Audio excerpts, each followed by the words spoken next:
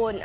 Batay sa datos ng World Health Organization, nangangailangan ng 10 milyong manggagawa ang ekonomiya pagdating ng taong 2030. At tingin ng DMW, pagdating sa sektor ng pangangalagang pangkalusugan, pinakamahusay sa larangang ito ang mga Filipino caregiver, nurse o nursing assistant.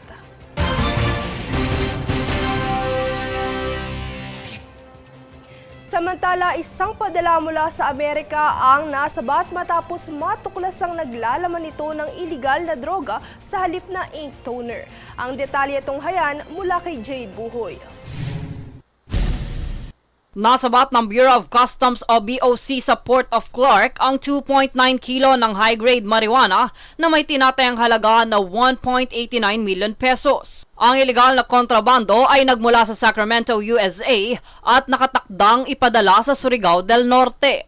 Sa pamamagitan ng Enhanced X-ray Scanning ng BOC X-ray Inspection Project, nadiskubre ang kahina-hinalang bulto ng idineklarang ink toners. At nang inspeksyonin ang kahon, dito natagpuan ang isang itim na PVC cylinder na may lamang 12 plastic sachets na berdeng solidong sangkap na itinago gamit ang adhesive spray foam. Matapos nito, kinumpirma ng PDEA na ang nasabing sangkap ay tetrahydrocannabinol na isang delikadong droga ayon sa RA number 9165. Pahayag naman dito ni District Collector Jairus Reyes, mahalaga ang patuloy na pagsasanay ng mga kawani ng customs upang mapaigting ang kampanya laban sa iligal na droga. Samantala, ang nasabing operasyon ay naisakatuparan sa tulong ng iba't ibang ahensya tulad ng PDEA, PNP Aviation Security Group, NBI Pampanga, DOJ at mga lokal na opisyal ng Barangay Dao, Mabalacat City. Matapos nito, naglabas na ng warrant of seizure and detention laban sa padala bilang paglabag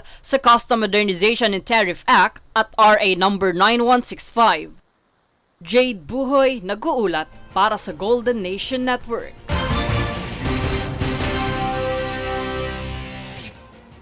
Inaresto naman ng Bureau of Immigration ang Amerikanong si Evan Ronald Berlin sa Makati matapos masangkot sa pananakit at paglabag sa Safe Spaces Act sa loob ng isang hotel sa Parañaque.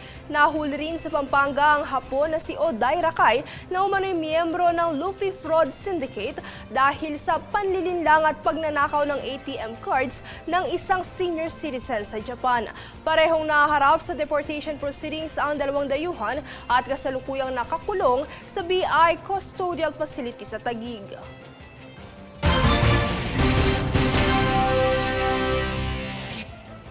Kami ang boses ng pagbabago. Ako si Princess Castro at ito ang News Force. Sa ulo ng mga balita, Malacanang idineklarang regular holiday ang unang araw ng Abril. DepEd at NBI iimbestigahan ang mga irregularidad sa SHS voucher program. Dating presidential spokesperson Roque kinumpirmang nakapag-apply na ng asylum sa Netherlands. 10 milyong trabaho alok sa mga Pinoy caregivers sa buong mundo. US President Trump tuluyan ng tinanggal ang US Education Department. At Filipino fencers wagi sa Cambodia meet. Patas at pantay na balita, komprehensibong ulak para sa pulso ng masa. Ito ang News Force.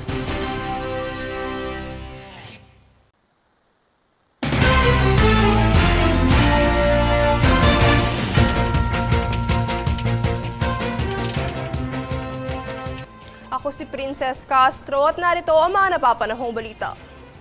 Isinagawa ng DSWD Field Office 7 ang seremonyal na pagtatapos ng 4P sa lungsod ng Mandaue noong ika-20 ng Marso kung saan higit 700 benepisyaryo ang formal na nagtapos sa programa. Dumalo sa saulog ceremony ang hepe ng DSWD 7 DRMD, 4P Cebu Provincial Link, alkalde ng Mandaue at iba pang kinatawan mula sa lokal na pamahalaan at partner agencies. Nagbigay rin ang pamahalaang lungsod ng Mandaue ng tig 5 kilo ng bigas sa bawat nagtapos bilang suporta sa kanilang pag-unlad.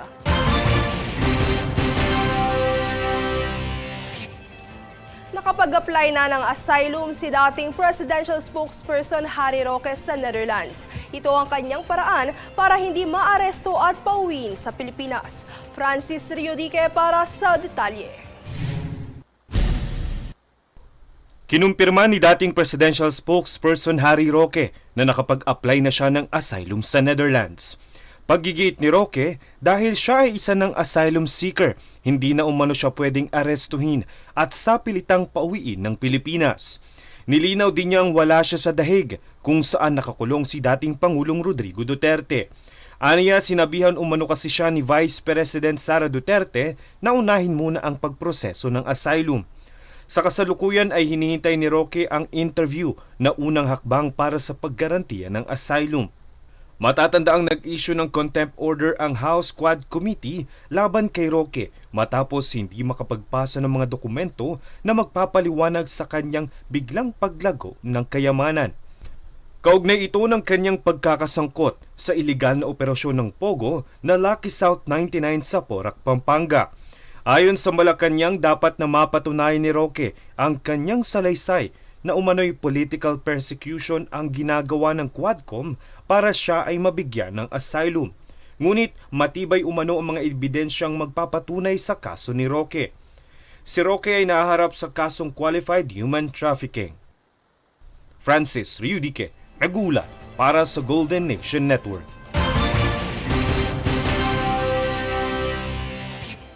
Higit 40,000 job opportunities naman para sa mga kababaihan ang handog ng Department of Migrant Workers o DMW sa inilunsad nitong Overseas Mega Job Fair ngayong araw sa lungsod ng Quezon.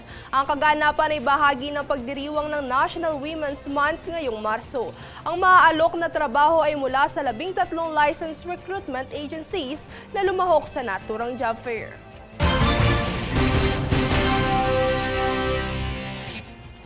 Kami ang boses ng pagbabago. Ako si Princess Castro at ito ang News Force.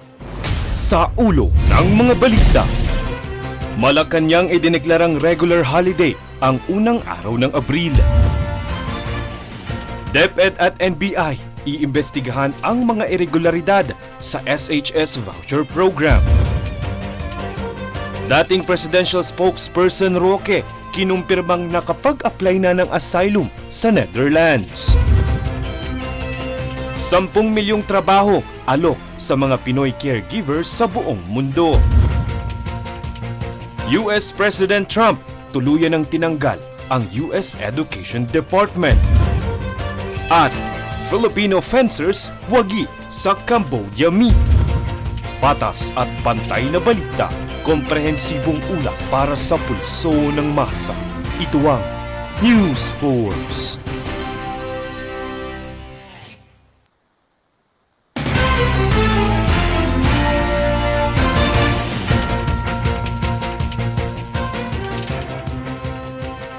Ako si Princess Castro at narito ang mga napapanahong balita. Idineklarang regular holiday ang unang araw ng Abril para bigyang daan ang pagdiriwang ng Eid al-Fitr. Batay ito sa nilagdaang Proclamation No. 839 na isinulong ng National Commission on Muslim Filipinos. Ang Eid al-Fitr ay isa sa mahalagang selebrasyon ng Islam. Ipinagdiriwang ito 3 araw matapos ang buwang pag-aayuno ng mga Muslim.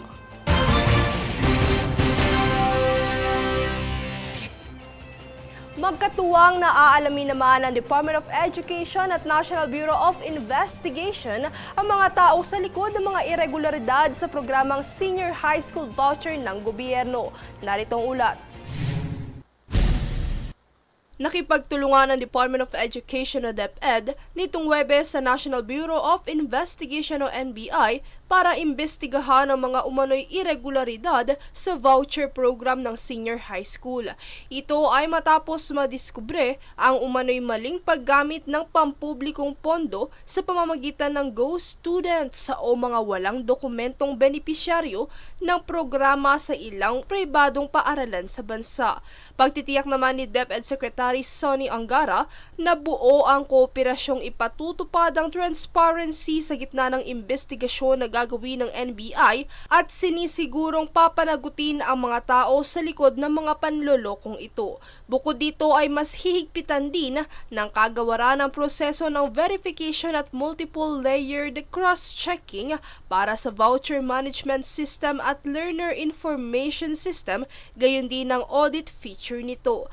At upang lubos na epektibong matugunan ang naturang problema, nais din ng kalihim na makipagtulungan sa mga mambabatas at iba pang kinauukulang ahensya ng pamahalaan.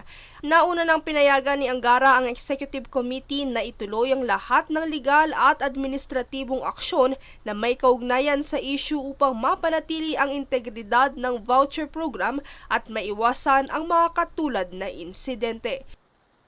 Princess Castro nag-uulat para sa Golden Nation Network.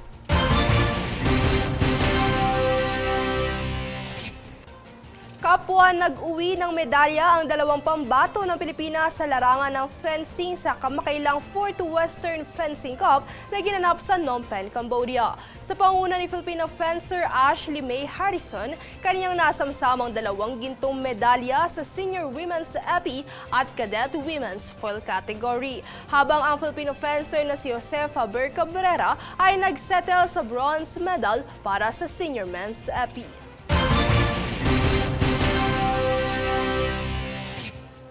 Kami ang boses ng pagbabago. Ako si Princess Castro at ito ang News Force. Sa ulo ng mga balita, Malacanang idineklarang regular holiday ang unang araw ng Abril. DepEd at NBI iimbestigahan ang mga irregularidad sa SHS voucher program. Dating presidential spokesperson Roque kinumpirmang nakapag-apply na ng asylum sa Netherlands. 10 milyong trabaho alok sa mga Pinoy caregivers sa buong mundo. US President Trump tuluyan ng tinanggal ang US Education Department. At Filipino fencers wagi sa Cambodia meet. Patas at pantay na balita, komprehensibong ulak para sa pulso ng masa. Ito ang News Force.